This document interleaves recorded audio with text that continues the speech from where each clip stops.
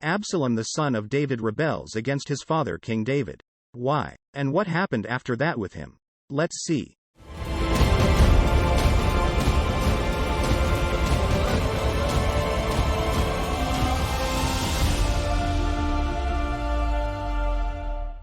David had several sons by different wives. Absalom was his third oldest son. David's oldest son was called Amnon. Absalom's mother was the daughter of the king of Geshur. Absalom also had a sister called Tamar. There was big trouble in the family when Amnon raped Tamar. When Absalom found out what had happened to his sister, he plotted revenge. 2 years later, Absalom got his servants to get Amnon drunk and then murdered him. King David mourned many days for his son. Absalom fled to hide in the land of Geshur for the next 3 years. David, although longing to see Absalom again, could not forgive him. Joab, commander of David's armies, tried to resolve the problem by inviting a wise woman to see David. The woman arrived dressed as a widow in mourning clothes. I had 2 sons, she explained.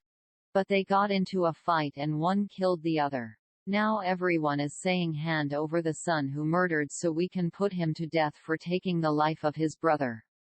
This son is all I have. Go home and I will issue an order to stop them killing your son, said David. The wise woman then said, When the king says this, does he not convict himself, for the king has not brought back his banished son? David summoned Absalom to come back to Jerusalem, and although he would not see him immediately, he later sent for Absalom. Absalom arrived and bowed face down before his father, who kissed him. Absalom became very proud. He provided himself with chariot and horses and 50 men to run ahead of him. Everyone praised him for his handsome appearance. Absalom was particularly proud of his hair, which he cut once a year. The weight of the cut hair was 200 shekels. Absalom would sit by the city gate to meet those coming to the king for a judgment. He would say, I can see that you are right in this matter. It is a shame the king doesn't have anyone to assist him in hearing these cases. I wish I were the judge, then anyone with a lawsuit could come to me, and I would give him justice. And when anyone came to bow to him, Absalom wouldn't let him, but shook his hand instead. So in this way Absalom became very popular with the people of Israel. After 4 years of gaining popularity, Absalom plotted to become king instead of his father David. He went to the king and asked permission to go to Hebron to keep a promise he had made with God to make a sacrifice to him for bringing him back from Geshur. David gave him permission to go. Absalom and 200 of his guests went to Hebron. When he got there, he sent messengers to every part of Israel to announce, As soon as you hear the trumpets, you will know that Absalom has been crowned in Hebron. Men started gathering to support Absalom's rebellion. Ahithophel, one of David's trusted counselors, declared his support for Absalom. Absalom and his rebel army started marching towards Jerusalem. A messenger soon arrived in Jerusalem to tell King David, Against you all Israel has joined Absalom in a conspiracy. David decided to flee the city with his household and 600 loyal troops. There was deep sadness in the city as the king and his retinue left. David's head and feet were covered as a sign of mourning, and he wept as he walked away. The people with him covered their heads and wept also. When Absalom arrived in Jerusalem, he wondered what to do next.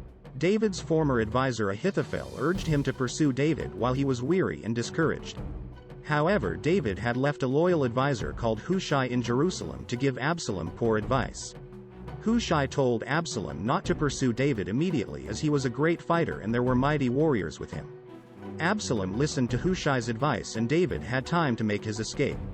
Ahithophel, publicly shamed when Absalom didn't listen to him, returned to his hometown and killed himself. David made it to Mahanaim, where people brought him provisions. He organized his army under the command of Joab, Abishai and Ittai. They insisted David did not go into battle with them. Absalom and his troops advanced to find David, and battle broke out in the forest of Ephraim. The battle raged throughout the forest and 20,000 men were killed. During the battle, Absalom came across some of David's troops and fled on a mule. As the mule went beneath the thick boughs of a great oak tree, Absalom's hair got caught in the branches. His mule went on, leaving him dangling in the air. One of David's men saw him and told Joab.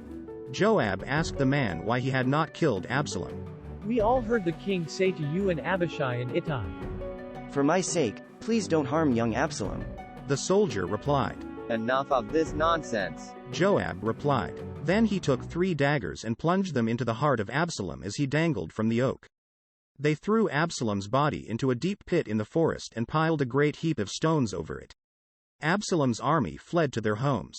A messenger told David, Blessed be the Lord, your God, who has destroyed the rebels, who dared to stand against you. What of young Absalom? The king demanded. May all of your enemies be as that young man is. The messenger replied. Then the king burst into tears, and went up to his room wailing. O my son Absalom, my son Absalom. If only I could have died for you. O Absalom, my son, my son. As people heard of the king's deep grief for his son, the joy of victory was turned into deep sadness.